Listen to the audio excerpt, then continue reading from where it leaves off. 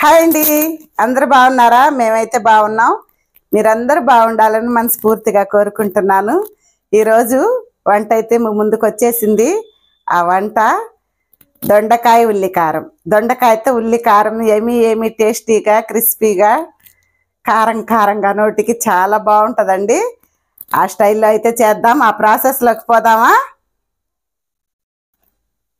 దొండకాయ ఉల్లికారానికి అరకిలో దొండకాయలు అయితే తీసుకున్నానండి. నాటుకాయలు అరకేజీ, కొత్తిమీర, కరివేపాకు, ఒక 15 ఎండుమిర్చి, ఒక స్పూన్కి వచ్చేసి ధనియాలు, నువ్వుల పొడి అండి, చిన్నులపాయ, ఒక చిన్నులపాయకి రెమ్మలు, ఒక స్పూన్కి వచ్చేసి జీలకర్ర, 2 ఉల్లిపాయలు, కొద్దిగా మెంతులు, చిన్న ఒక కుంకుడి గింజంత చింతపండు అండి, రుచికి సరిపడా సాల్టు. ముందుగా దొండకాయలన్నీ శుభ్రంగా కడగాలండి. నీట్గా కడిగి కట్ చేసుకోవాలి.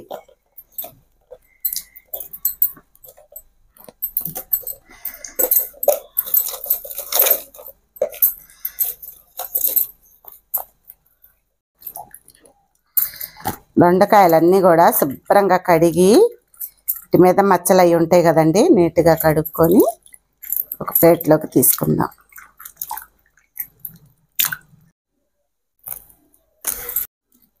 చివర్లన్నీ కట్ చేసి పక్కన పెట్టుకుందాం.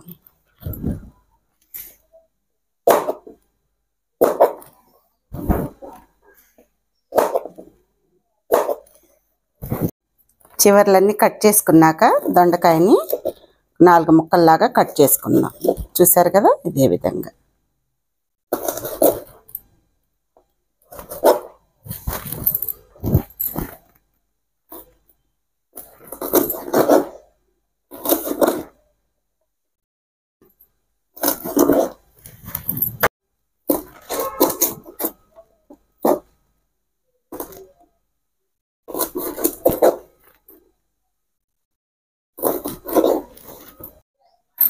దొండకాయలన్నీ కూడా ఈ విధంగా కట్ చేసుకొని పెట్టుకుందాం.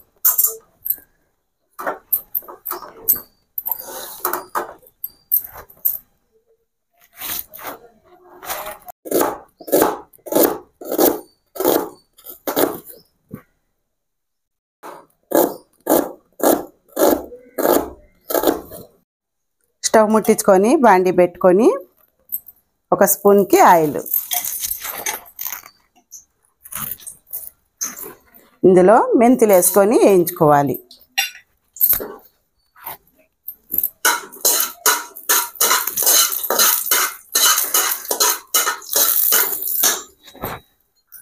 ఇందులోనే ధనియాలు కూడా వేస్తున్నాను, ఒక స్పూను.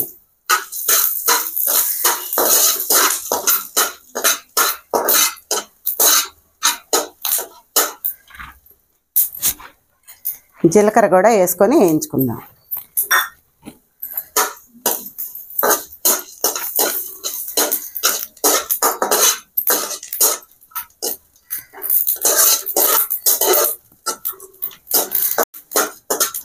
ఇవన్నీ ప్లేట్లోకి తీసుకుందాం.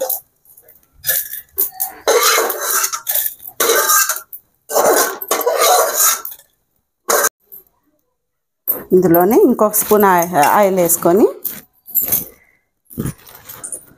ఉల్లిపాయలు కూడా వేసుకుందాం. 2 ఉల్లిపాయలకి సన్నగా ముక్కలు కట్ చేశాను కదండి, అవి వేసాను. చింతపండు కూడా ఈ ఉల్లిపాయలతోనే కాస్త దోరగా మగ్గాలి. చూసారు కదా, ఈ విధంగా వేయించుకొని ఒక ప్లేట్లోకి తీసుకుందాం.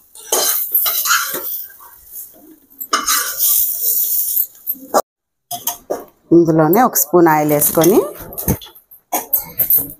ఎండుమిర్చి కూడా వేయించుకుందాం.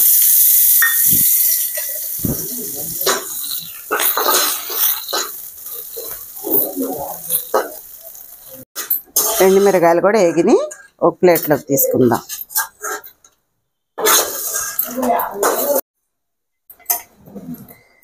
ఒక 5 స్పూన్లకి ఆయిల్ పోసుకుందాం.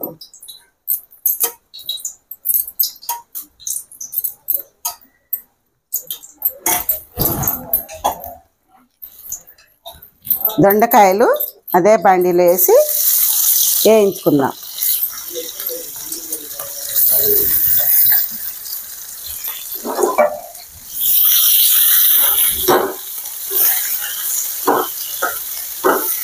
ఒక 4 రెమ్మలకి కరివేపాకు కూడా వేసుకుందాం.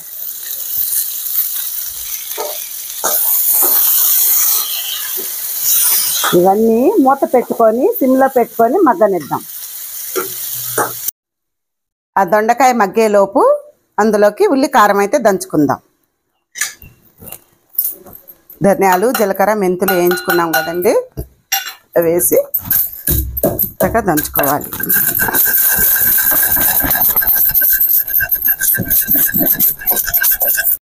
ఎండుమిరగాయలు కూడా వేస్తున్నాను.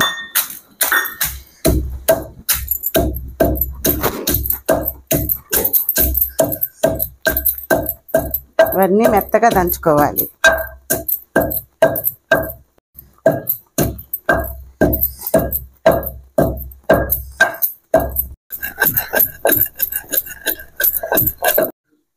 వేయించి పెట్టుకున్న ఉల్లిపాయలు, చింతపండు కూడా వేసి దంచుకుందాం.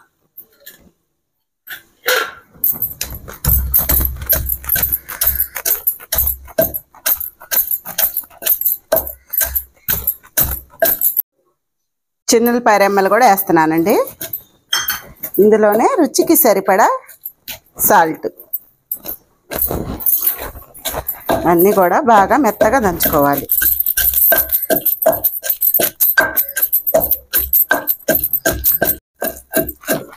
చూసారు కదండి, ఈ విధంగా నూరుకుంటే సరిపోయిద్ది.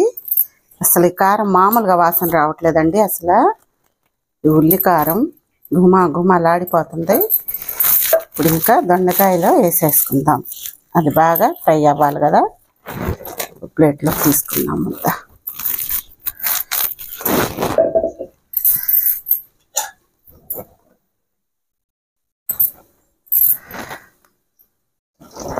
దొండకాయలు కూడా మనకి ఎంతవరకు ఎగినాయో చూసుకుందాం.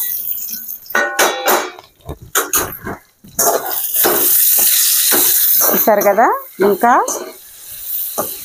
ఇంకొక 5 నిమిషాలు అయితే మగ్గాలండి. అప్పుడే మనకి దొండకాయ రెడీ అయ్యిద్ది.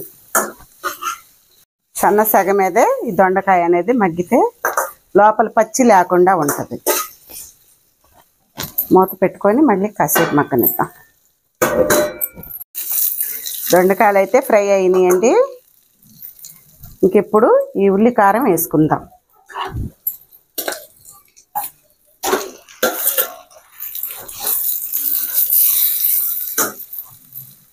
ఇందులోనే నువ్వుల పొడి కూడా వేసుకుందాం.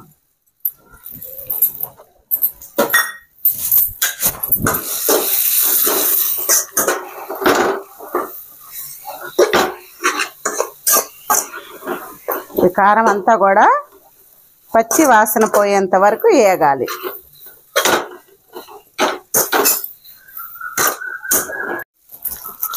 కొద్దిగా కొత్తిమీర కూడా వేసుకుందాం.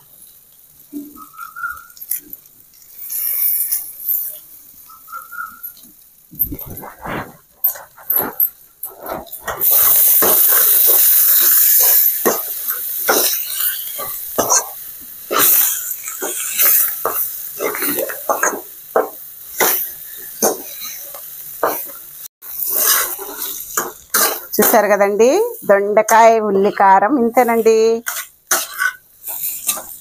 చూసారు కదా, వేయించుతుంటే అసలు వస్తుంది వాసన, కమ్మటి వాసన. ఎప్పుడెప్పుడు తినాలనిపిస్తుంది, అంత కమ్మటి వాసన అండి ఇది.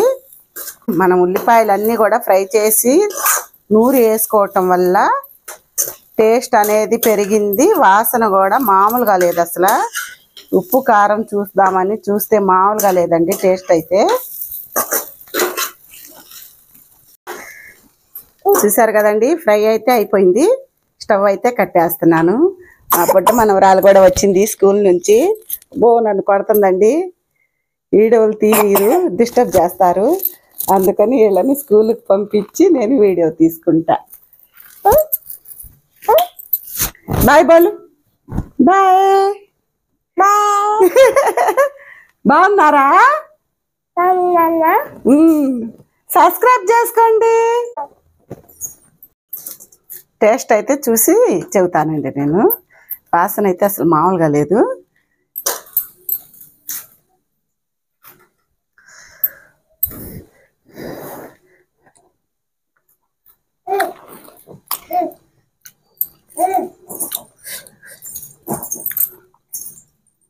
చాలా టేస్ట్ ఉందండి అసలు. అబ్బో మామూలుగా లేదు.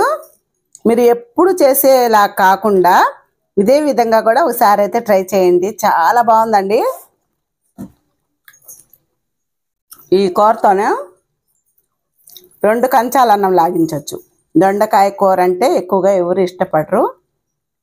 ఇష్టం లేని వాళ్ళు కూడా 2 పళ్ళాల అన్నం తింటారండి. అది మాత్రం గ్యారంటీ.